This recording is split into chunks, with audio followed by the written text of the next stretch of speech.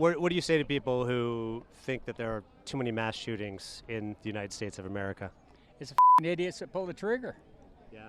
It's not the people that own the guns. Right. What if the idiots that pull the trigger own the guns? Hey, are you an idiot?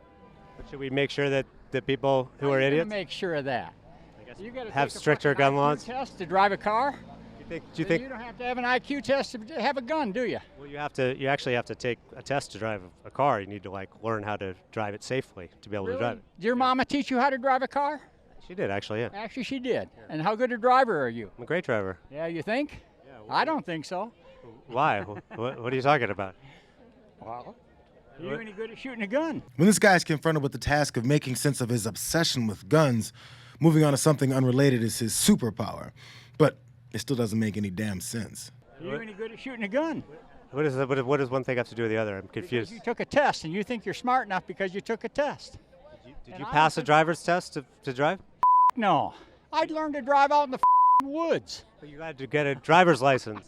You had to get a driver's license, right? For what? To drive a car. Why do you need a driver's license to drive a car? Do you know how to drive a car? You have to have one to drive a car, though. That's it's the only law. a suggestion.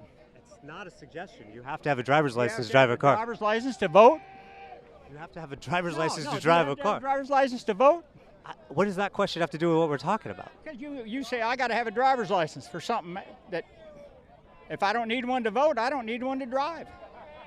It's called a driver's license. The disconnect here is that Jason Selvig of the Good Liars is talking legal driving, while Florida man neglects to tell him that he hates America because of all that law and order that conservatives claim to support. He feels emboldened in his ignorance because talking heads and politicians are relentless with declarations that also make no damn sense. Most gun owners, like you and me, we spend more time making sure we comply with the laws than we do throwing baseballs with our kids because we understand what's at stake. So don't tell me that guns and lawful gun owners are the problem. You, Joe Biden, the author of the gun-free zone legislation, which has killed more innocent people than any other gun law in the history of America, you are the problem, not me. We live in a country with more guns than people, possessed by more than 100 million God-fearing, law-abiding citizens. And if we and our guns were the problem, believe me, you'd know about it. But we're not. Criminals are. The same criminals that this administration, the Biden administration, will go to great lengths to keep out of jail. Like Florida man, this guy is ignoring the fact that every law-abiding gun owner that ended up shooting up a mall, a school, a grocery store, church, park, or their wife, they instantly became a criminal that he apparently stands shoulder to shoulder with. He should ask the families of elementary school kids and elderly Christian worshipers that were killed by law-abiding gun owners if they know about the problem of people that think their firearms are more important than their brutally murdered family members. They're all over the place, and they subconsciously know the truth. I am so happy, Geraldo, that you said it that way, because I was fully expecting you to say, well, some additional gun control measures will be good for a place like Albuquerque or wherever, because I think we've had this discussion before. I'm glad you didn't go there, because you and I both know guns kill a lot of people, but guns actually kill zero. People kill a lot of people. Bad people kill people. Whoops. They know it doesn't make any sense, so when the regurgitated talking points get jumbled up in their brains, they just move on.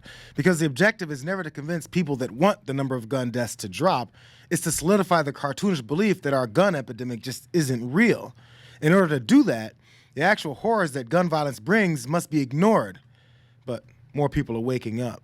I'm exhausted. 12 years ago, we were living in Fairfield County, Connecticut, and a mentally ill boy that day took his mom's guns and murdered 26 innocent people in a nearby school to where my children were. It included 20 first graders, and my son at the time was in the first grade. My entire life changed that day, and my political views changed that day. Then less than a year ago, almost 12 years after the Sandy Hook Elementary shooting, I was driving to my children's school in our home of Nashville, Tennessee, to a parent-teacher conference, and I was about a half a mile from our school when I saw a young woman with dozens of small children run out of the woods.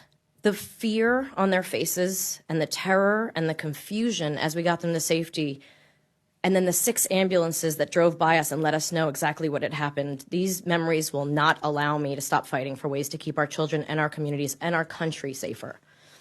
That day, we lost 3 educators and 3 third-grade children from the Covenant School, and my youngest son was in the 3rd grade at the time.